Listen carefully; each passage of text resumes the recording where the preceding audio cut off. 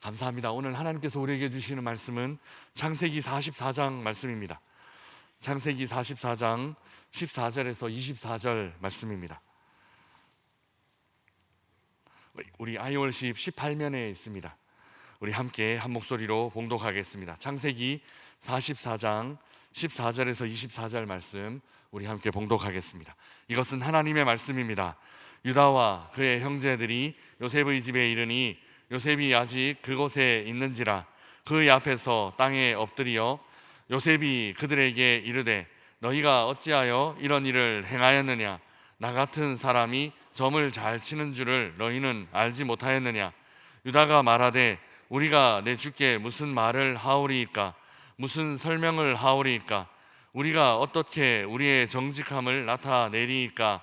하나님이 종들의 죄악을 찾아내셨으니 우리와 이 잔이 발견된 자가 다 내 주의 노예가 되겠나이다. 요셉이 이르되 내가 결코 그리하지 아니하리라. 잔이 그 손에서 발견된 자만 내 종이 되고 너희는 평안히 너희 아버지께로 도로 올라갈 것이니라. 유다가 그에게 가까이 가서 이르되 내 주여 원하건대 당신의 종에게 내 주의 귀에 한 말씀을 아뢰게 하소서. 주의 종에게 노하지 마소서. 주는 바로와 같으심이니이다. 이전에 내 주께서 종들에게 물으시되 너희는 아버지가 있느냐 아우가 있느냐 하시기에 우리가 내 주께 아뢰되 우리에게 아버지가 있으니 노인이요 또 그가 노년에 얻은 아들 청년이 있으니 그의 형은 죽고 그의 어머니가 남긴 것은 그뿐이므로 그의 아버지가 그를 사랑하나이다 하였더니 주께서 또 종들에게 이르시되 그를 내게로 데리고 내려와서 내가 그를 보게 하라 하시기로 우리가 내 주께 말씀드리기를 그 아이는 그의 아버지를 떠나지 못할지니 떠나면 그의 아버지가 죽겠나이다.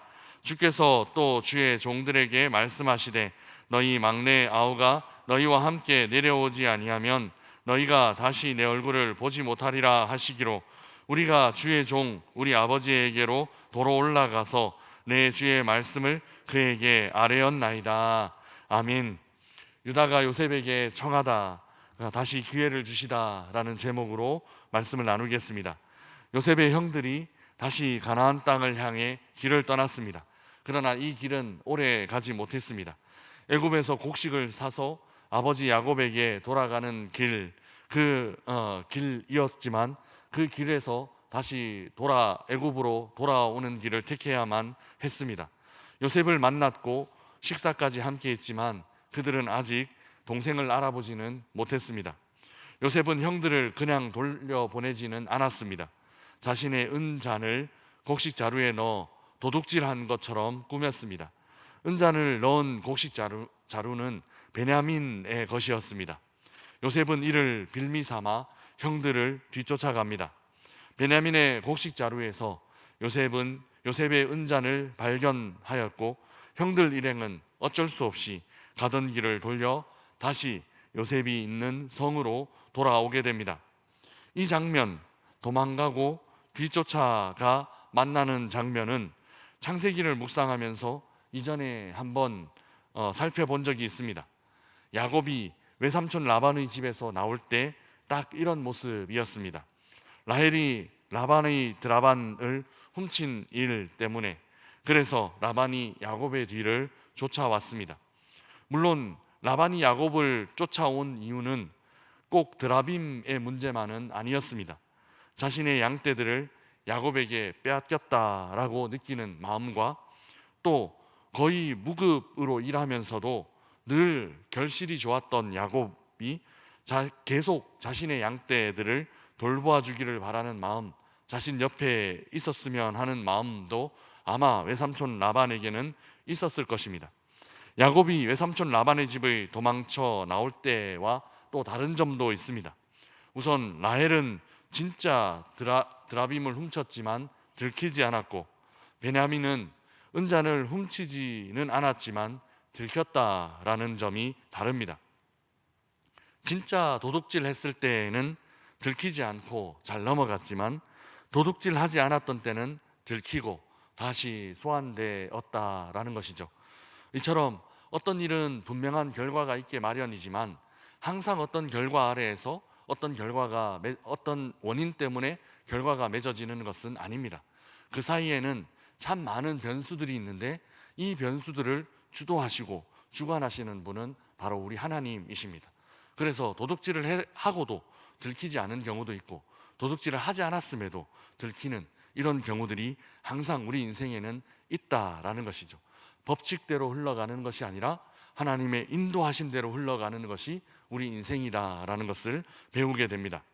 창세기 안에는 이처럼 서로 다른 인물들에 의해 비슷한 사건이 반복되는 경우들이 많이 있습니다. 족장들 중에는 아내를 누이라 하고 속이는 경우도 있었고, 또 며느리나 딸들과의 관계를 통해 혈통이 유지되는 그런 경우들도 창세기 안에 반복되어 나타납니다. 각 사건마다 동일한 관점으로 해석하기보다는 각 상황에 맞추어 하나님께서 이런 방식으로 또 이런 방식으로 역사하시는구나 하는 교훈을 얻는 것이 중요합니다. 그러면 오늘 본문에서 왜 요셉은 이런 일을 꾸몄을까요?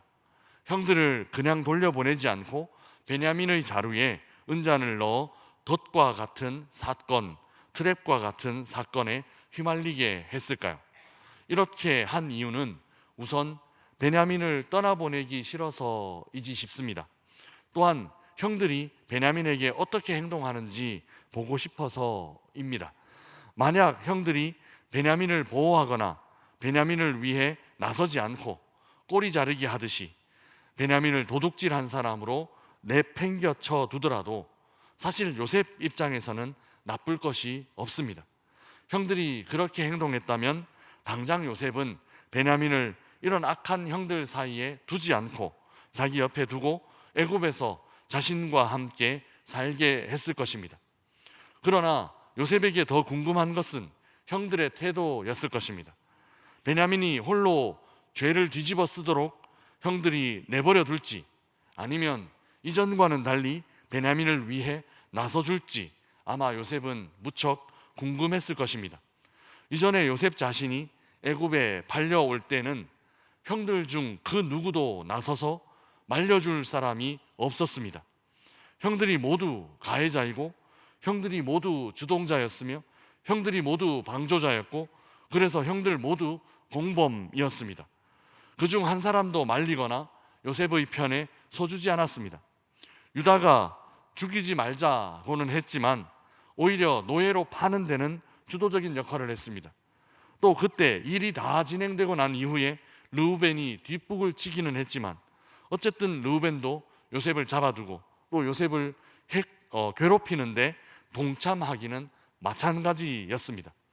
그때 형들은 요셉을 어떤 시선으로 보았는가 하면 요셉을 대적과 같이, 또 요셉을 제거해야 할 대상으로 보았습니다. 그들 마음속에는 요셉이 죽어도 괜찮다, 혹은 심지어 죽었으면 좋겠다라는 마음을 갖고 있었을 것입니다. 그런데 이제 형들의 태도가 어떻게 되었을까요? 바뀌었을까요? 한 형제였지만 이전에 이들은 다른 어머니의 아들 라헬의 아들들을 제거의 대상으로 보았습니다. 그런데 이제 그들은 아버지의 특별한 사랑을 받는 또 다른 아들 베냐민을 어떻게 대하고 있을까요? 내일 이 시간에 아마 정확한 형들의 변화가 나타날 겁니다. 정확한 결과는 내일 묵상하도록 하고, 오늘은 그 과정에 어떤 일들이 있었는지 살펴보도록 하겠습니다. 이 이야기가 진행되는 동안 눈에 띄는 것은 유다가 중심인물로 등장하고 있다라는 것입니다. 유다가 요셉과 이야기하고 유다가 길게 무언가를 설명하고 있다라는 것이죠. 14절 말씀 우리 함께 읽어보겠습니다. 14절입니다. 유다와 그의 형제들이 요셉의 집에 이르니 요셉이 아직 그곳에 있는지라 그의 앞에서 땅에 엎드리니. 아멘. 성경은 돌아가는 형제들의 무리를 단순히 요셉의 형제들이라고 말하거나 아니면 야곱의 아들들이라고 표현하지 않습니다. 유다와 그의 형제들이라고 이 무리를 표현하고 있습니다. 그 형제들 중 유다를 가장 전면에 내세우고 있다라는 것이죠. 14절은 이미 이 무리의 대표로 유다가 지목되었고 이어지는 44장 후반부의 이야기는 유다가 주도적으로 길게 말을 하면서 유다가 주요 인물로 부각되어 나타나고 있습니다. 지난번 창세기 38장을 설명하면서 야곱의 아들들 중 요셉과 유다가 장자 권과 장자의 축복을 서로 나눠 가졌다 말씀드린 적이 있습니다. 야곱 이후의 이야기는 요셉 중심으로 기록이 되지만 38장에는 이야기의 흐름이 무시되고 유다의 이야기가 갑자기 삽입되어 있습니다. 그 이유는 요셉이 사랑하는 여인 라헬의 아들이었기 때문이고, 또 장자의 실질적인 축복을 가져가고 므낫세와 에브라임, 그러니까 두 몫을 가져가게 되며 요셉이 장자의 축복, 그 실질적인 축복을 받게 된다 말씀드렸습니다. 그리고 장자의 명분은 어디로 흘러가는가 하면 먼저 태어난 레아의 아들이 취했습니다. 유다는 자신보다 먼저 태어난 세 형들의 그 비윤리적인 행동, 그러니까 아버지의 침상을 더럽힌 일, 그리고 아주 포악한 행동, 하나님의 약속인 그 할례를 학살의 도구로 삼아버린 그 포악한 행동으로 인해 명분상 장자의 권한이 누구에게 위임이 되는가 하면 유다에게 위임이 되는 것을 볼 수 있습니다. 오늘 본문에서 유다는 장자의 명분을 가질 만한 행동을 하고 있습니다. 요셉의 때에 한 번 실수는 했지만 베냐민의 때에 두 번 실수하지 않기 위해 적극적으로 나서고 있는 그런 모습입니다. 삶을 살아가면서 이런 교훈 얻는 일이 굉장히 중요합니다. 많은 사람들이 한 번 실수한 후 그 문제를 다시 고치지 않습니다. 매번 그 지점에서 넘어지거나 똑같은 지점에서 실수를 반복하는 일들이 많이 일어납니다. 죄를 범할 때도 반복되는 죄를 범할 때가 너무너무 많이 있습니다. 똑같은 죄를 반복해서 범하는 경우 반드시 자신의 모습을 성찰해야만 합니다. 왜냐하면 처음에는 죄를 범했을 때 그 죄의식, 내가 잘못했구나 하는 것을 느끼지만 죄가 반복되면 나중에는 무뎌집니다. 그래서 이것이 죄인 줄 깨닫지도 못하고 죄인 줄 인식하지도 못하게 되는 지경에 이르게 됩니다. 한 번 실수는 누구나 할 수 있습니다. 법원에서도 초범은 형량을 줄여주는 이유가 됩니다. 실수로 혹은 일이 이렇게 될 줄 모르고 한 번은 그렇게 할 수 있다라는 것이죠. 진짜 중요한 것은 다시 그런 실수 범하면 안 된다라는 것입니다. 이런 관점에서 오늘 본문의 이야기를 한번 뒤집어서 생각해 보면 이 일은 사실 요셉을 위한 사건만은 아닙니다. 이 일은 요셉의 형들을 위한 사건이 되었다라는 것입니다. 무슨 이유인가 하면 형들에게 회복의 기회, 형들에게 만회의 기회를 주시는 사건이 바로 이 사건이다라는 것이죠. 비슷한 사건, 비슷한 상황이 주어졌을 때 이전보다 나은 선택을 할 수 있는가 하는 그런 기회가 형들에게, 그러니까 두 번째 기회가 형들에게 주어진 것입니다.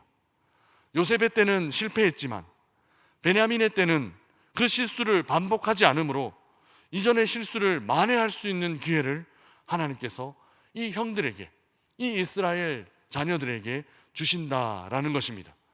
사랑하는 명선의 가족 여러분, 하나님은 우리에게 다시 기회를 주시는 분이십니다. 그러니 한 번 실수했다고 거기서 멈추면 안 됩니다. 한 번 실패했다고 다시 도전하지 않으면 그것이야말로 진짜 실패입니다. 요셉의 때에는 실수했지만, 요셉의 때에는 잘못 결정했지만, 요셉의 때는 잘못 선택했지만 베냐민의 때에 만회하면 됩니다. 베냐민의 때에 다시 시도하면 됩니다. 베냐민의 때에 다시 좋은 선택하면 됩니다. 하나님은 우리에게 실패를 만회할 수 있는 기회를 주십니다. 이전에 실수했더라도 다시 기회를 주셨을 때 우리는 그 실수를 만회할 수 있어야 한다라는 것입니다. 반복되는 죄를 범하지 말고 하나님께서 주시는 기회를 붙잡을 수 있어야 합니다. 다시 기회를 주시는 하나님을 신뢰하며 오늘 하루 우리 안에 무너진 부분을 회복하시기를 주님의 이름으로 축복합니다. 반복되는 죄가 있다면 과감히 끊어내시기 바랍니다. 이전에 실수를 만회할 기회를 주시는 그 하나님 앞에 이전보다 좋은 선택하고 또 이전보다 좋은 결과 만들어내는 그런 오늘 하루 되시기를 주님의 이름으로 축복합니다.